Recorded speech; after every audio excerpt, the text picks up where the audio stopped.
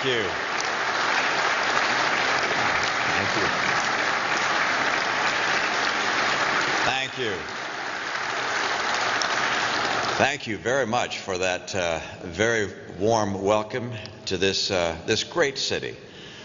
It's been a privilege for me to meet with President Komorowski, Prime Minister Tusk, Foreign Minister Sikorsky, and former President Walesa. It's an honor to be in this place also. This is a nation with an extraordinary heritage that's crafting a remarkable future.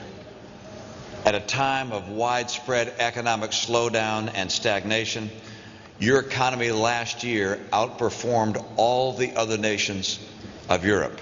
Quite an accomplishment. I began this trip in Great Britain and ended it here in Poland, the two bookends of NATO, history's greatest military alliance that has kept the peace for over half a century. While I was at 10 Downing Street, I thought back to the days of Winston Churchill, the man who first spoke of the Iron Curtain that had descended across Europe. What an honor to stand in Poland among the men and women who helped lift that curtain. After that stay in England, I visited the State of Israel, a friend of your country and mine. It's been a trip to three places far apart on the map. But for an American, you can't get much closer to the ideals and convictions of my own country than you can in these places. Our nations belong to the great fellowship of democracies. We speak the same language of freedom and justice. We uphold the right of every person to live at peace. I believe it's critical to stand by those who have stood by America. Solidarity was a great movement that freed a nation, and it's with solidarity that America and Poland face the future. Yesterday I saw the memorial at Westerplatte and the gate at the Gdansk shipyard. In both places, Polish citizens stood with courage and determination against daunting odds. And today, on the eve of the 68th anniversary of this city's uprising against the Nazis, I will pay tribute at the monument to that historic struggle. Over 200,000 Poles were killed in those weeks, and this city was nearly destroyed. But your enduring spirit, that survived. Free men and women everywhere, whether they've been here or not, already know this about Poland. In some desperate hours of the last century, your people were the witnesses to hope, led onward by strength of heart and faith in God, not only by force of arms, but by the power of truth in villages and parishes across the land. You shamed the oppressor and gave light to the darkness. Time and again, history has recorded the ascent of liberty, propelled by souls that yearn for freedom and justice. Former Secretary of State in the United States, Condoleezza Rice, has noted that it's often one brave man or woman who says no to oppression, and in doing so sparks a revolution of courage in hundreds and thousands or millions of others. In 1955, in my country, Rosa Parks said no to a bus driver who told her to give up her seat to a white person. And in doing so, she started a revolution of dignity and equality that continues to this day. Mohammed Bouazizi, a street vendor in Tunisia, was denied his business wares by a government functionary, and in protest committed suicide by self-immolation. With that act of defiance, the Arab Spring was born. Nicolae Ceausescu stood before an audience of 200,000, recounting for them his supposed works on their behalf. One elderly woman shouted out what others only thought. "Liar," she said. Others echoed her, first hundreds, then thousands, then tens of thousands. And with the fall of Ceausescu days later, the entire nation had awakened and the people were freed. And here in Poland, in 1979, a son of Poland, Pope John Paul II, spoke words that would bring down an empire and bring freedom to millions who lived in bondage. Be not afraid. Those words changed the world.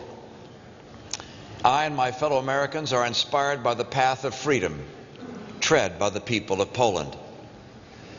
Long before modern times, of course, the Polish and American people were hardly strangers.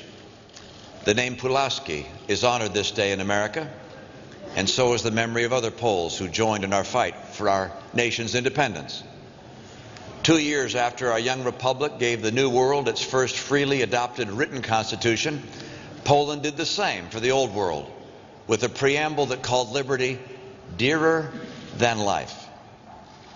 At every turn in our history, through wars and crises, through every change in the geopolitical map, we have met as friends and allies. That was true in America's Revolutionary War. It was true in the dark days of the Second World War, and it has been true in Iraq and Afghanistan.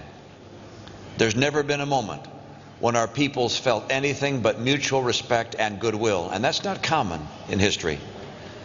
Americans watched with astonishment and admiration as an electrician led a peaceful protest against a brutal and oppressive regime. It has to be understood, President Walesa has recently said, that the Solidarity Movement philosophy was very simple. When you can't lift a weight, you ask someone else for help and to lift it with you. Of course, among the millions of Poles who said yes, there was one who has a unique and special place in our hearts, Pope John Paul II. When he first appeared on the balcony above St. Peter's Square, a correspondent on the scene wrote to his editor with a first impression. This is not just a pope from Poland, he said. This is a pope from Galilee. In 1979, Pope John Paul II celebrated Mass with you in a square not far from here. He reminded the world that there would be no justice in Europe without an independent Poland. And he reminded the Polish people, long deprived of that independence, from where they drew their source of strength. While he was greeting a crowd along a fence, he met a little girl. He paused and asked her, "Where is Poland?" The little girl, caught off guard, couldn't answer him. She laughed nervously until the great Pope put his hand over her heart and said, "Poland is here." John Paul II understood that a nation is not a flag or a plot of land. It is a people, a community of values, and the highest value Poland honors to the world's great fortune is man's innate desire to be free. Unfortunately, there are parts of the world today where the desire to be free is met with brutal oppression. Just to the east of here, the people of Belarus suffer under the oppressive weight of dictatorship. The Arab world is undergoing an historic upheaval, one that holds promise, but also risk and uncertainty. Syria has killed thousands. Its brutal dictator responsible for the lives of thousands of his own people. In Latin America, Hugo Chavez leads a movement characterized by authoritarianism and repression. Nations in Africa are fighting now to resist the threat of radical violent jihadism. And in Russia, once promising advances toward a free and open society have faltered. In a turbulent world, Poland stands as an example and a defender of freedom. Only last month in Gdansk, a sculpture was unveiled of President Ronald Reagan and John Paul II. As President Walesa told a reporter, Reagan should have a monument in every city. Czeslaw Nowak recalled the days in 1981 when he, Walesa, and others were imprisoned by the communist regime. Just when it felt like they might be forgotten by the world, the captives learned that in the White House, the President of the United States was lighting candles. It was a demonstration of unity with them, a sign of solidarity. When Reagan lit the candles, Mr. Nowak recalled, we knew we had a friend in the United States. This is a country that made a prisoner a president, that went from foreign domination to the proud and independent nation you are today. And now for both our nations, the challenge is to be worthy of this legacy as we find our way forward. The false gods of the all-powerful state claim the allegiance of a lonely few. It is for us, in this generation and beyond, to show all the world what free people and free economies can achieve for the good of all. Perhaps because here in Poland, centralized control is no distant memory, you brought a special determination to securing a free and prosperous economy. When the Soviet Empire breathed its last, Poland's economy was in a state of crisis.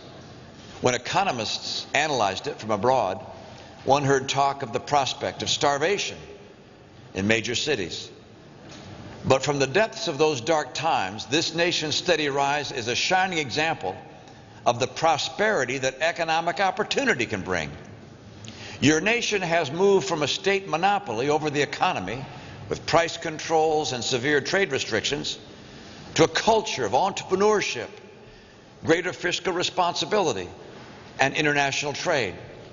And as a result, your economy has experienced positive growth in each of the last 20 years.